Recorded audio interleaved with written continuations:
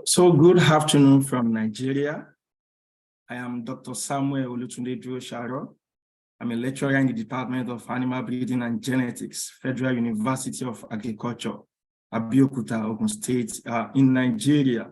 My area of interest is behavioral genetics. So most times I try to look at how genetics affect animal behavior, basically livestock species. And I work on welfare and behavior of turkeys, that's Meleagris gallopavo, and chickens, gallops. I work on fear, aggression, play behavior, order-related behavior, comfort behavior in these two birds, which are chickens and turkeys. So I welcome everybody to Animal Welfare Group Nigeria with acronym AWGN. AWGN was founded in 2019 after a gathering of students and lecturers from the department, from Federal University of Agriculture, Abeokuta, Ogun State in Nigeria. And we have 3 missions. The first one is to increase awareness of animal behavior and welfare in Nigeria, Africa, and the world at large. The second mission is to foster collaboration and networking among researchers who are in the field of animal behavior and welfare. The third mission is to educate the public on the importance of animal welfare. And we meet every first and third Wednesdays of the month to discuss issues that are related to animal welfare and behavior. And people from different parts of the world have presented on issues that are related to ethical practices, slaughtering, fear behavior, stress, cognition, neuroscience, archery practices, One Health, big data, open science, and others in animals. And when I say animal, I mean livestock, wildlife, pets, and fishes. And more than 35 scientists have presented more than 40 talks on this group. And today's presentation will be the 5th in the series of 2023. And today's presenter is Abdul-Rahman Safian from West African Center for the Protection of Animal Welfare, Ghana. And Safian will be talking on insight into livestock transportation in Ghana. And today's moderator is Dr. Tumsia from Farm Alert. Dr. Tumsia is the Community Engagement Manager at Farm Alert. So I would love to hand over to Dr. Tumsia to continue with the program. Dr. Tumsia. Right, thank you so much, Dr. Samuel.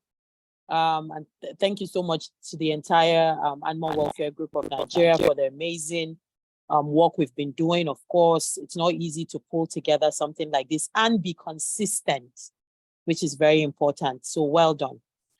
So as Dr. Samuel introduced me, I am Dr. Tumsia Maimunaman Isa, a practicing veterinarian in Nigeria. I'm currently the Community Engagement Manager for Farm Alert. Of course, that is my job, but I'm a passionate animal welfare, and I'm very interested with all of the activities that are going on. But I, for one, is an advocate and a sucker for animal welfare. Wherever I see anything being done wrongly, I think my entire family members know that. So when they see that certain things happening, they call me, they say, oh, we wish we were here. These people would have gotten a whole lot of lectures.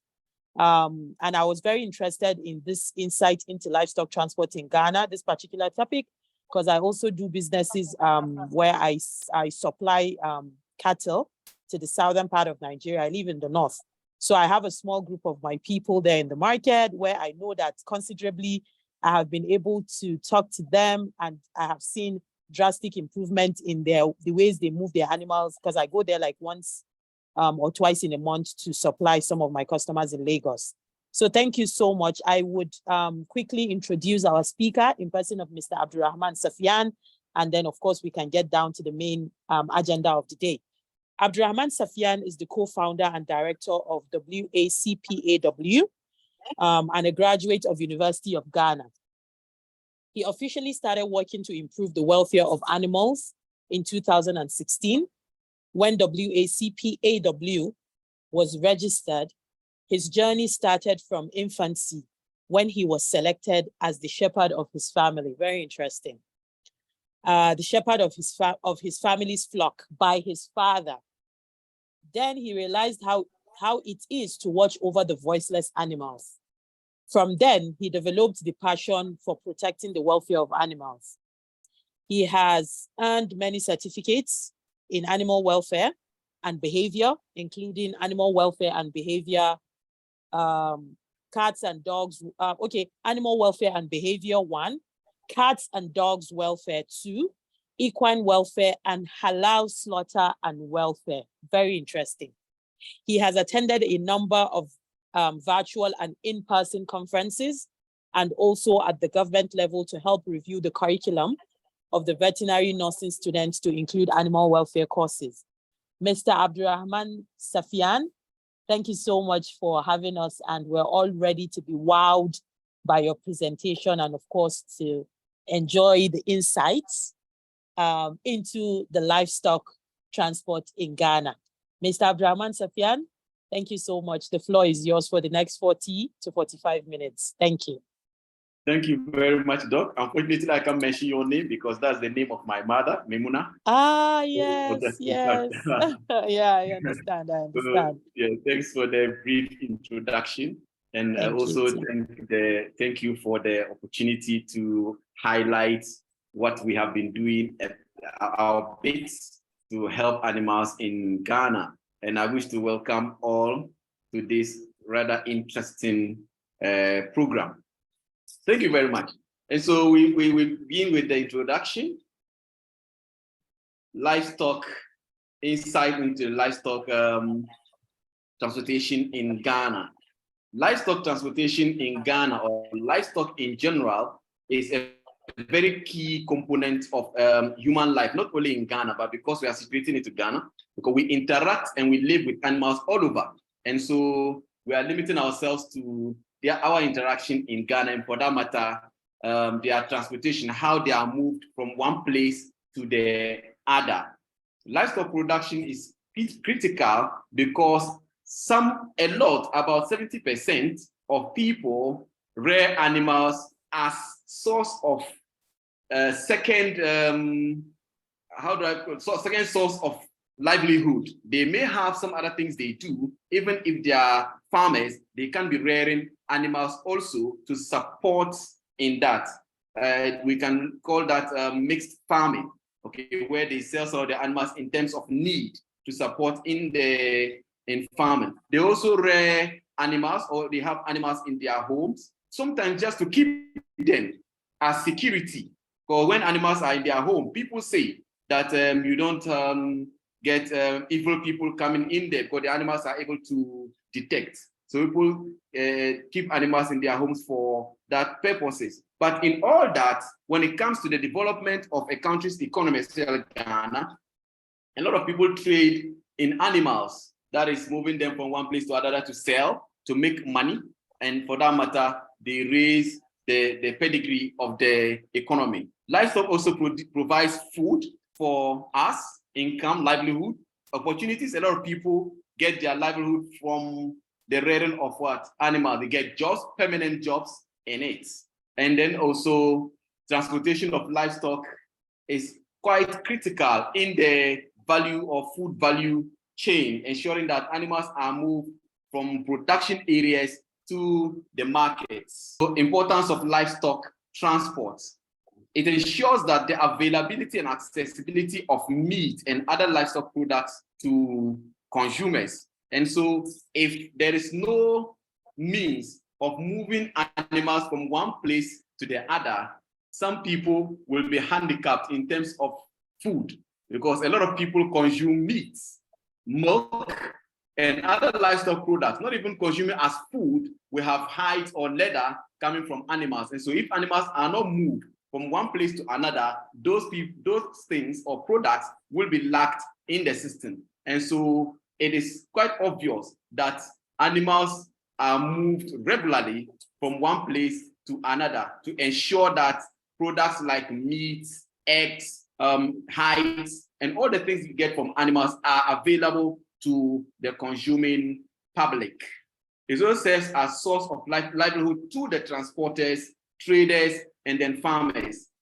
A lot of people are engaged in livestock production or in livestock transportation because that is what they do. So they hire their vehicles to hauliers, like livestock transport hauliers, to move the animals from one place to another. They themselves are not farmers, they themselves are not butchers, but they only hire their vehicles to those people, to the butchers, the hauliers themselves, the farmers themselves, to move the animals from one place to wherever they need the animals. And then the traders are those people who go to the farmers to buy those animals to transport them to the consumers or the markets. And farmers are the primary source of the animals. And so that is what they do. It also creates an avenue for jobs. Okay, as I indicated earlier, whoever is involved in it is doing so as a source of livelihood, and for that matter, is a permanent job for that person. How are animals transported? Here in Ghana, it is more like the same thing everywhere you go. If it has to do with birds, especially poultry, guinea fowl, turkeys, they just tie their legs, turn them upside down, and then put them in front of their bikes, and then move them to wherever they are going. This one brings a lot of stress and pain to the animals. In fact, this has a video where you see saliva coming out of the mouth of the guinea fowl, telling you that they are uncomfortable with the position in which they are placed. It is not their normal position. And this is regular. This is something that is done almost on daily basis. People do not really bother. When we come in here, we try to provide them with baskets to put them inside there and then take them, for them to be able to take them to wherever they are going. Next slide. Yeah. Another one is also through open care trucks. This truck is not meant to carry animals, and you can see from it, the animals are tied and bundled into it, and also tied again in it. So it means that they are unable to move. And this one could carry animals from, let's say, Bolga, which is up north, to Accra, like a 22 or 23-hour journey without food, without water, without rest. And so this is a usual and normal thing that is going on within the transport sector. And if you ask them, they tell you that if they let the animals stand, when the vehicle is moving and balances, when the weight goes to one side, the vehicle is likely to fall. And so this is the best way they can transport the animals. Next slide, please. Yes, you can see here too. In fact, they are bundled and cramped. This truck can take up to 60 to 65 cattle. They are tied in there. People are sitting on them, and they travel for long distance, at least 12, 13, or at most 22 to 23 hours in this particular condition. So this is what is happening on daily basis, and that's how they are transported. In fact, the end of this isn't too good as for a spectacle, because after the journey, when they are disembarked, a lot of the animals are unable to walk because they were tied in there. Some of them even die in their vehicles. You will see later on. Tricycle is another common form of means of transport of animals in Ghana. This tricycle is made to carry goods, but again, they are used to carry animals. Each one can take up to 5. Can take up to 5. So the tricycle is not meant to transport animals, but they use it to carry the animals. And so animals are picked from it. Sometimes they carry up to 4, 5 of them in that small tricycle. And you can see how uncomfortable that particular machine or tricycle is to the animals. They carry them from one place to the other, long distances. Mostly, this is used to bring the animals from the farms to the markets, because most of the farms are not close to the markets. And so they use the tricycles to go and pick them to the markets. And again, because, what's the name? There is no transport system for it. Most of the people use this one to be able to, it's a convenience way or the convenient transport system for them to rely on to be able to cut or move the animals from the farms to the markets. And again, because the farmers are not really into livestock production, and so you don't have livestock farmers, especially cattle, who do that purposely to sell them to make money. They are just there either for the family, or he's keeping them in case of eventualities or in case of emergencies. He goes there to pick one and then sell out. And so when you go to the markets, you realize that most of the cattle that are there are either very sick or very old, but you won't find very healthy animals there, because any animal that is going to the market is going there for a purpose. It means that there's a problem in the house and the person has to sell one, and he won't sell a very healthy and strong one. He will look at the very weak one and pick it and go and sell it in the market.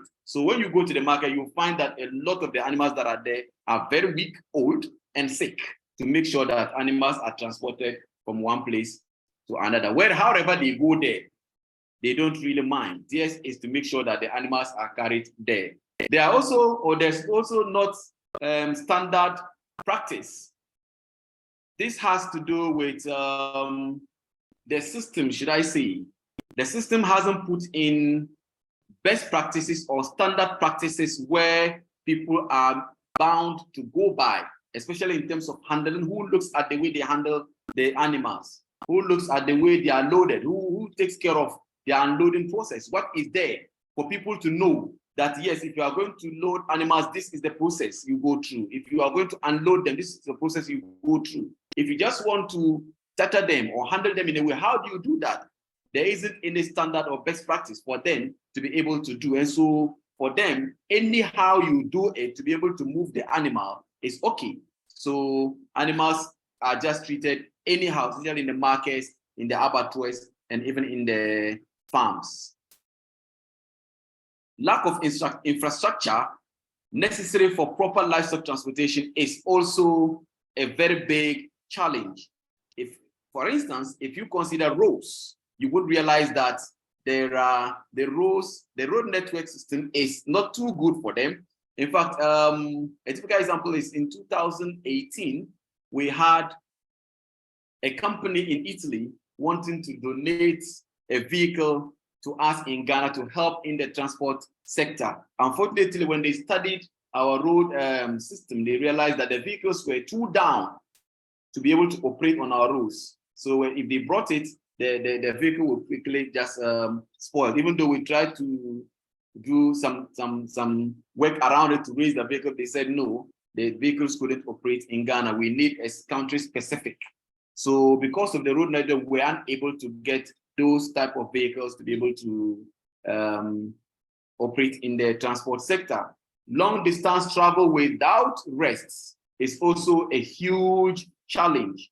Animals are transported from the Sahelian regions, especially from Burkina Faso, Cote d'Ivoire, right through the northern part of Ghana to the southern part of Ghana. As I indicated earlier, they can travel for up to 23 hours without watering, without feed, without resting. And so that particular one brings a lot of stress and then pain to the animals. Improper carrier systems is also another challenge that faces the sector, because there aren't well-designed vehicles or systems that can transport animals from one place to another. Anything that is able to move or move animals from one place to another is deemed proper to be for that particular function, which in essence isn't too good for it.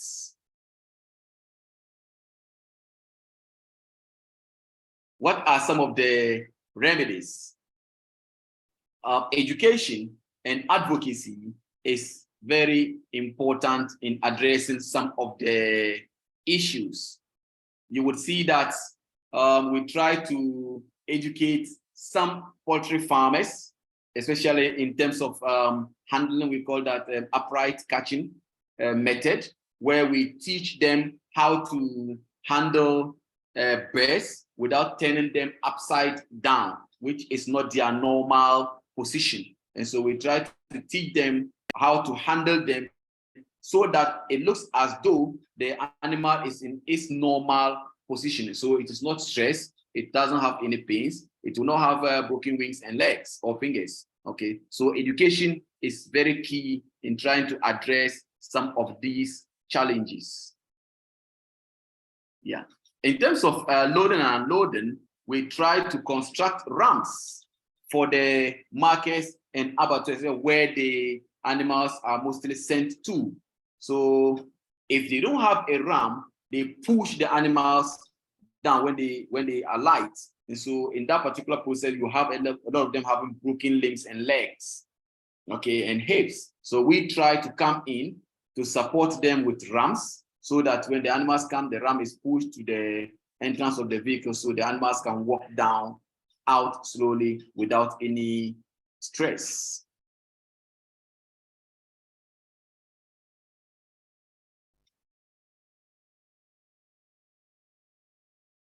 Wow. In summary,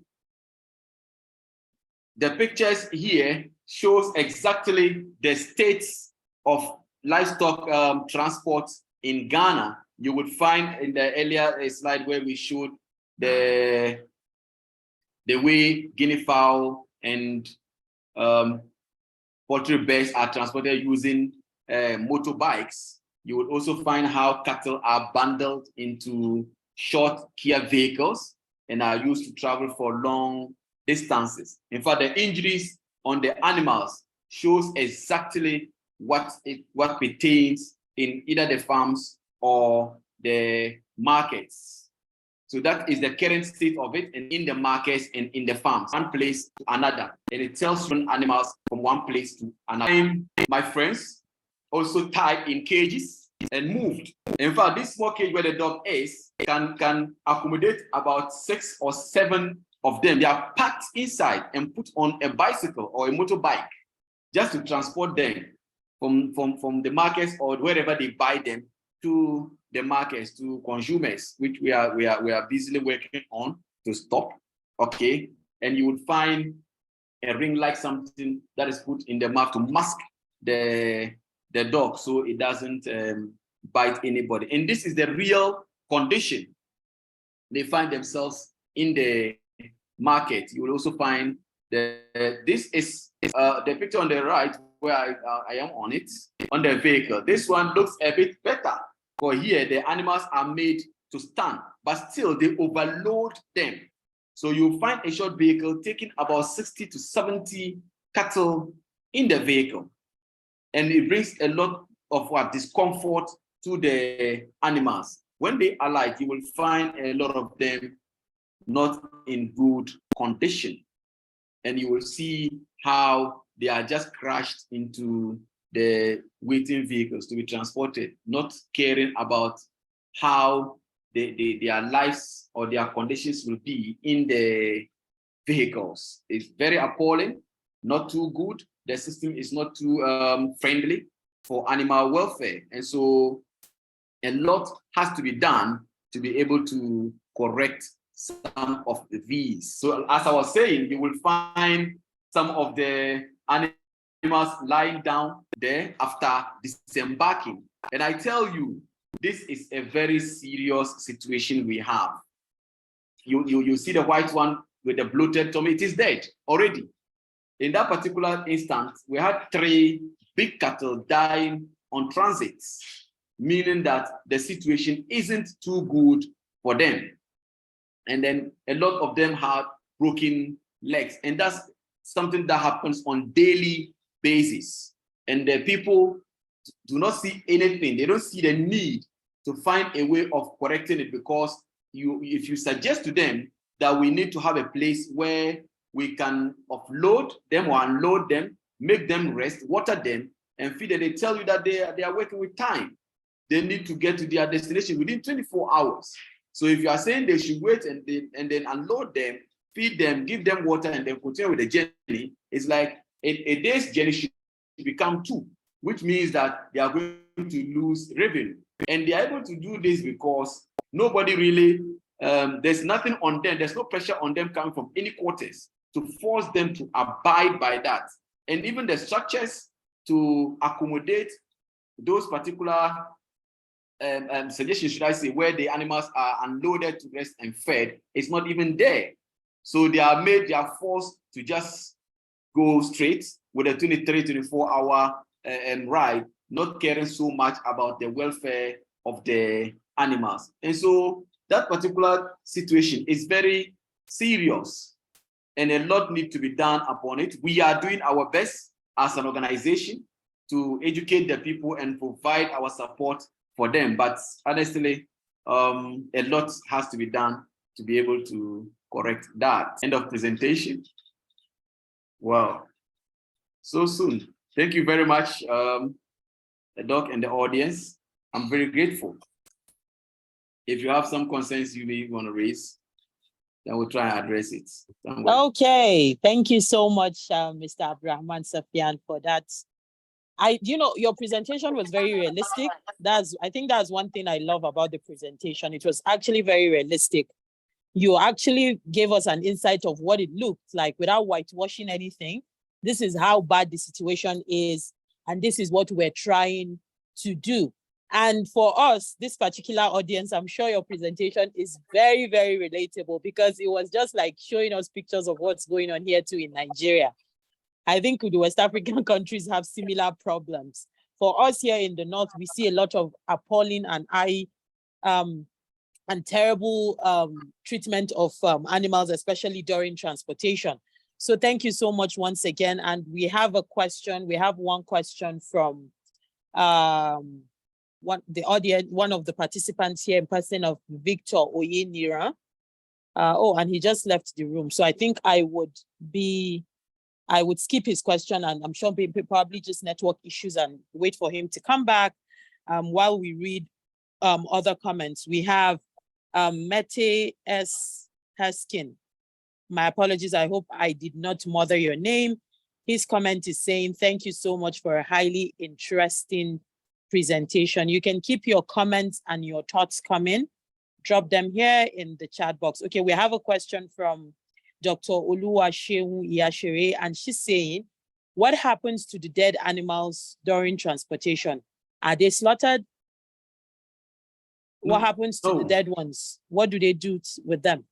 Yes, they feed them to the zoos. And so when they arrive and there are dead animals in there, they call the zoo authorities to come and then pick them to go and feed them to the carnivores. The carnivores in the zoo. Yeah, the carnivores there, yes. Yes. So that's what happens. Yeah. Okay. Another question. Quite a lot of it, yes. Another question here too for you from Dr. Oluwaseun Iyashere. She's asking, how far are the farms to the market or slaughterhouses in Ghana? In fact, they are really very far, because I don't know whether what I shared with you is the same thing I have here, but you would find that the farms are just kraals in the village, in the hinterlands. And so sometimes moving an animal from one farm to the market could take like 6 to 8 hours. Unless, of course, we have those that are just at the backyard, and those ones are not many. They are those that pick one. So an average time of travel between the farm to the market is like 8 hours. But from the market to the abattoir also depends on how it is located. In Tamale, you can take up to 30 minutes to move an animal from the livestock market to the abattoir. But some move them from region to region. So you can have animals being moved from, let's say, Bolga to Accra. That one will take like 23 hours from the market to the abattoir. The markets are the converging points where they bring the animals there for the traders to now buy and send to the abattoirs. They hardly move the animals from the farm to the abattoir. They will have to go to the market. So it's on some specific days. You can have the market day falling on Wednesday, like today, where people will bring their animals from the farms to sell to the traders, and then the traders will also now buy and send them to the abattoirs for the butchers to also buy and then slaughter. You don't have an organized something where you have the butchers buying from the farm straight to the abattoir. They bring them to the markets, sell them to the traders, then the traders will now also sell to the abattoirs or to the butchers to go and then slaughter. So averagely, Okay. 23 hours. Yeah, travel time. Okay, we have more questions. We have more questions coming in. Victor Oyenira is back in the room, so we'll take his question. So he said, is there a standard stocking density for transporting cattle? I'm sure in Ghana. Internationally, yes, international, but for Ghana especially, no. Okay. If they are on transit, nobody stops them to look at the number of the animals you are carrying. As long as your vehicle can carry the number of cattle you want, you can. Nobody stops you. We try to intervene, but we are not getting the kind of support we need to be able to check that. But when we are in the market, we try to tell them that this particular vehicle can take up to 40 to 45 cattle so that you can have a bit of space inside for them to move around. But they give you one excuse that if they don't stock them well, like they don't pack them, and there are spaces inside, because they are able to move, the vehicle doesn't have thrust, it doesn't have balance. So when the vehicle is moving, it shakes because the animals have free chance to move. But when you stock them, it gives it stability, and then move with it. And because of that, a lot of the animals are killed on the way because they are not able to breathe.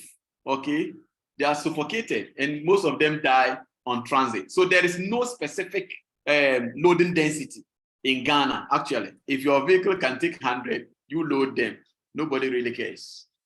Okay, so I would find a way, because we have a lot of questions. I think we have about 6 or 7 pending questions, and I would love that we answer all of them. Somebody here is asking, I guess you've answered this. Somebody's asking, on an average, how long is the transport, either in kilometers or by timing? You've already provided answer for that. You talked about within the same region and from region to region. But you mentioned, since we're here, you mentioned there's an international standard for stocking density. If you have a preview to that information, do you mind to share? I'm sure most people would, or if you have a reference, we could look up. Yes, you'll find it here. You'll find those standards. Yes, there's a standard for loading. Because their places are well organized and well structured. They have vehicles that even carry pigs, that carry poultry, that carry cattle. But in our situation, we do not have. We are just using any means possible to be able to do that. Okay, so thank you so much. Yes, for us, no. Okay. So all of this, you've provided a long list of problems, and including the type of vehicles they use, the distance, how they load the animals. And the participants here want to know, Dr. Oluwaseun is asking, what is the road structure like in Ghana? Are the roads tarred, or are they in a bad condition? Wow, the roads are not all of them are tarred. The major road is tarred, but it's not just about the tiring of the road. It also depends on its appropriateness to be able to do that, because there are a lot of potholes on the road, a lot of undulations. Okay, so like I indicated earlier, when we had the opportunity to import a vehicle from Italy to come and then help in the transport industry, the vehicles they use there are very down. The vehicle is down, but because their roads are smooth, okay, and level, so the vehicle is able to move on it. If you bring it here, every 100 meters, there's a speed ramp. Every 100 meters, there's a speed ramp. And so those speed ramps itself serve as impediments to smooth movement, because you have to climb in speed ramps and then jumping down. That alone isn't good for the transport of animals. So, and not also good for the vehicles themselves. So I would say the roads are too good, no, most of the roads leading the farms to the markets are not tarred, they are feeder roads. And so you can imagine how bad those roads are, okay? But the major road linking the major cities is tarred, but with a lot of speed ramps. So that one alone serves as an impediment to smooth transportation of what? Animals. Okay, thank you so much. And we have more questions coming. Somebody is asking here, is there any government intervention to solving this long list of problems? Wow, I wouldn't say yes, no. For now, I don't know what is in the pipeline, but I've been working with them. For now, no, there isn't. Because when you talk to them, they list a whole lot of issues. One, are you able to designate some vehicles for the purpose of transporting animals? In fact, as an organization, we have met the Transport Union of Ghana to discuss with them on how to designate some particular vehicles for the carting of just animals. And their concern is that if today there are no animals to be transported, what we do? Are we out of business? And assuming we take one and then go to another place, how do we come back? Do we come back free or we load? Because we wanted to redesign it, those particular vehicles, so that we purposely meant for the carting of animals. So that challenge blocked us. And government isn't ready now to come in there to support us with that particular thing. So yes, for now, there isn't any government intervention. We were appealing to individuals and other organizations to support. And in fact, we wanted to do that, but those challenges kind of hindered our progress. But we are still on it working. But the government level, no. All right, thank you so much. Another question here from Dr. Oluwaseun.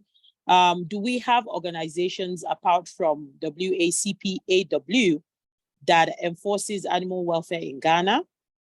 Yes, we have some other organizations that are working on in the areas of animal welfare. But from my study, the way I see their operations, most of them aren't into farm animals. One is mainly like Animal Welfare League. Yes, I know about them. They are particular about cage-free. Cage-free, okay, cage-free. That's where their concentration is for now. There's GSSPA. They are also concentrated on humane education. And then there's another one that's also concentrating on pets. Okay, that's rescue.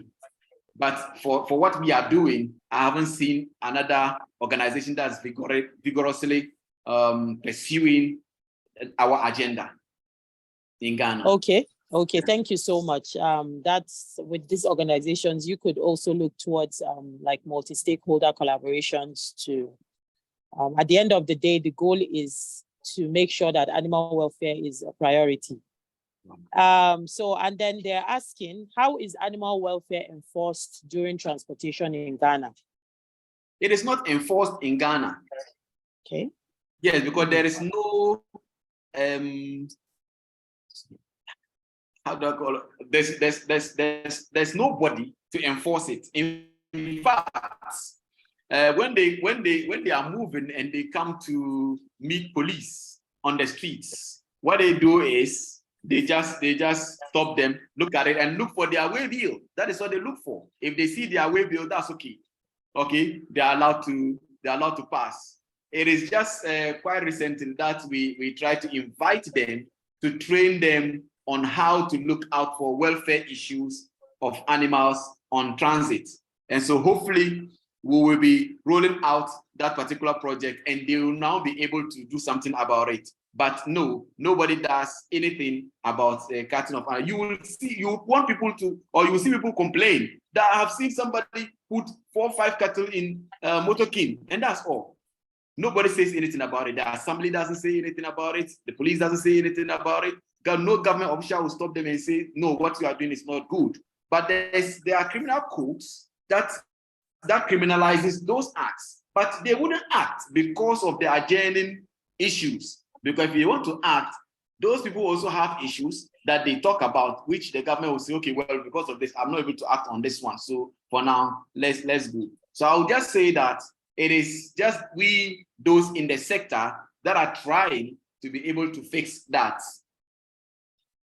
Okay, thank you so much, Mr. Abdul-Rahman. I think we have more questions. People really, like when I see these questions coming, I know people really want to have an insight into livestock transportation in Ghana. So these are actually interesting questions. So somebody here is asking that, is there an inspection spot, like where vets and other public health officials carry out certain antemortem or post-mortem inspection on these animals before they're moved? In fact, when you go to the markets, you will find vets there who are there to do those things.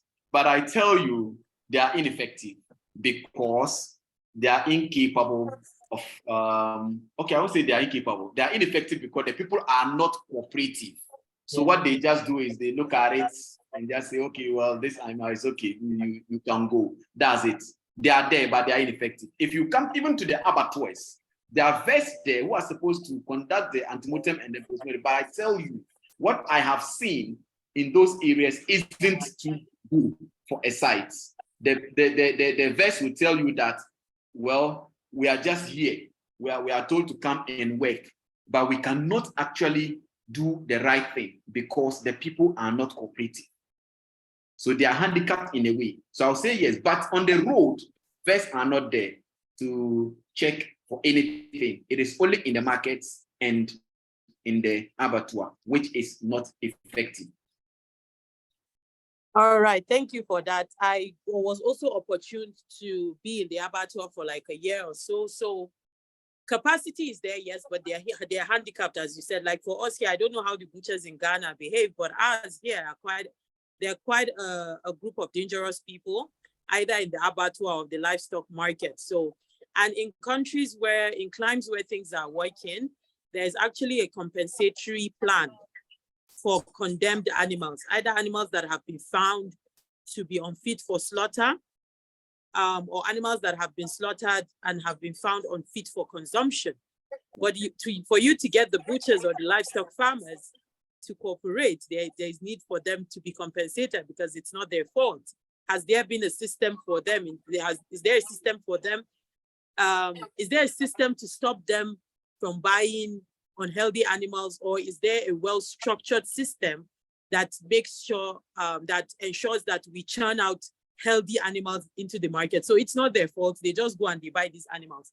So you can't just come and say, oh, this animal is condemned. So what happens to their own resources? So there's this imbalance somewhere. So it's usually the challenge we also have here. Sometimes we take it upon ourselves to educate them to, just let them know how bad this is. Your family could be consuming this. Somebody could be consuming this. Just sometimes I say there's this thing myself and my colleague do. We use psychology to get to them. Preach and preach. From vets we start talking about moral. How it's not morally right. In fact, and that sometimes it works.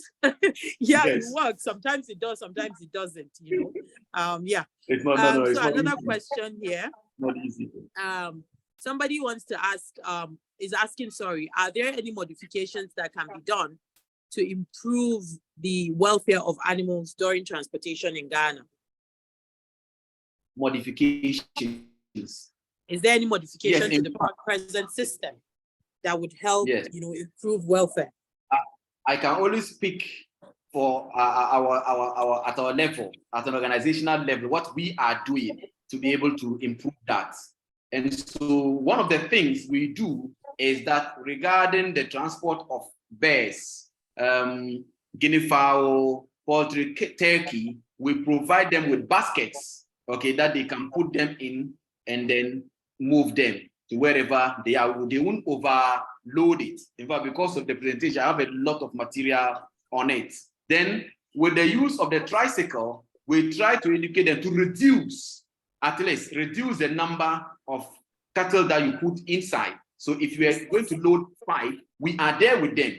Sometimes we even pay for the transportation of the other one because there will be the need for an additional tricycle to take the other ones. So we'll make you carry 2 or 3, and then we upload the other 2 into another one. And then we will be made to bear the transport costs of that one because they will say, no, I don't have money to pay for the transport, so we pay for it. That's what we are doing. With the big vehicles, we have tried to be able to reorganize, because that one needs restructuring. You have to restructure the whole vehicle. Okay, but that one isn't easy because we are not able to get one or two transport owners who are willing to dedicate their vehicles for the purpose of transporting livestock. We aren't able to do that. What we are just able to do is to reduce unloading and loading stress by providing them with movable ramps wherever they are, so that at least when you are going to load, you don't do the manual loading of trying to bundle the animal inside, but we allow to use the ramp for the animal to walk up into the vehicle. That is what we are doing at an organizational level. But we are also in talks with government to try and see how best we can bring all those people together, let them understand what the animal welfare situation is in the country, and how each and every one of us can contribute to advancing or improving the condition in Ghana. So I believe that maybe in the very near future, there will be something going on. Okay. Thank you so much. There are more questions, but I think while you're answering other questions, most of them are leading questions. So if it comes into another conversation, it becomes like it indirectly answered another question that's here. Okay. Because we have like 2 more questions that are asking if there are enough vets in the government who employed to check the health of the animals before transportation. While you were answering the previous question, you already answered that. So I think there is no need for us to go back to that. Lastly, of my page here, from what I can see here is that how often does your organization, the West Africa Center for the Protection of Animal Welfare, so how often do you educate the farmers, the transporters, and butchers on animal welfare? In fact, how often do you do this? In fact, on quarterly basis, we visit them at least 4 times. So basically every month we are with them. And every market day, we go to the market. So every month at least, we visit them once to try and see what is going on and what can be improved. So we are always with them. Sometimes we visit them unannounced. We don't tell them we'll be coming, but they know that every month we come. But in between, we go there to find out exactly what is going on, because sometimes we prefer some solutions and then we'll come back unannounced to check and see whether those suggestions that we have preferred or we have given are being followed. If they are not followed, we reiterate them again. If they are being followed, then we give positive reinforcement and then try to work on other challenges. So we are always with them, actually. Okay, that's actually very impressive. However, with everything you're doing at WACPAO, if you allow me to call it that, it's been itching me. It's been itching me to call it like that. I don't know if you does it together. That is it. I think with the government support, looking at everything that you're doing, you would have a robust animal welfare system to change what's going on right now. So I think what you need right now is the government of Ghana to give you the support that you need to be able to enforce these policies. I think we don't have a problem in Africa churning out policies. However, implementing these policies are seemingly, they're non-existent. In Nigeria, last year, there's this Animal Disease Act that was a very robust act that was released. It has a whole aspect on animal welfare, but then we're just waiting for the enforcement part, which doesn't look like it's coming anytime soon. But with the work of Animal Welfare Group of Nigeria and other animal welfare related organizations coming up in the country, we hope that someday, these policies will be implemented duly. Thank you so much. I think from my end here, the questions are out, except if anyone has any comments or if you have thoughts you want to share with the room, you can also drop it. It doesn't have to be a question. You could drop your thoughts or your comment in the chat box. I think from here, I'll be handing over to Dr. Samuel Duro-Sayo And I think my part is done. Thank you so much once again. For those who joined late, my name is Dr. Tumsia. I'm a vet here in Nigeria and an animal welfare enthusiast. Nice to meet you all. Thank you. Samuel, over to you. Thank you, Mr. Abdul-Rahman Safian. And my regards to your mom. All right, thank you. All right, thank you.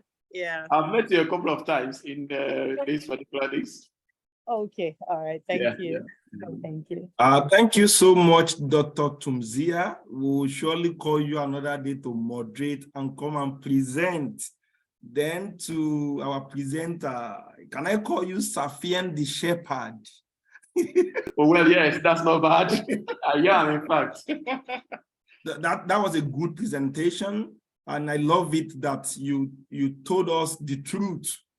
You didn't try to window dress anything, and I think the individuals, the butchers, the transporters, the farmers, the government, the legislators, we all have a role to play to ensure animal welfare during rearing, transportation, and slaughtering. So that was a very nice and good presentation. I want to give 2 or 3 participants a chance to talk. If you want to say anything, can you please signify by the raise up of hands? Thank you very much, everyone, for participating in today's presentation. We are so grateful to have you join our meeting today. We hope to see you in our subsequent presentations. And I have some few announcements before we go. You can join us on Twitter.